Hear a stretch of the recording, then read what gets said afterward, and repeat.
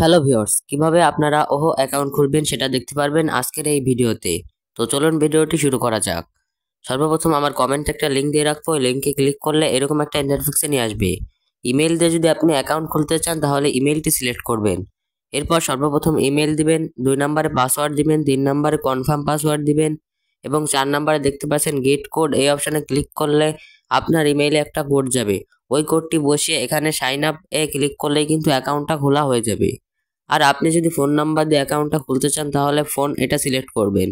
এরপর এইখানে আপনার মোবাইল নাম্বারটি দিবেন এবং 2 নম্বরে পাসওয়ার্ড দিবেন এবং 3 নম্বরে কনফার্ম পাসওয়ার্ড দিবেন।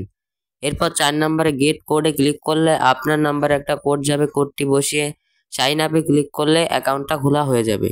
আমার আগে থেকেই অ্যাকাউন্ট খোলা আছে তাই আমি এখন লগ ইন করে নিচ্ছি।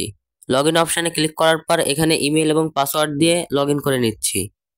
দেখতে পাচ্ছেন আমি এখানে ইমেল এবং পাসওয়ার্ড দিয়ে লগ ইন অপশানে ক্লিক করলে কিন্তু ওহো অ্যাকাউন্টটা লগ ইন হয়ে গেল।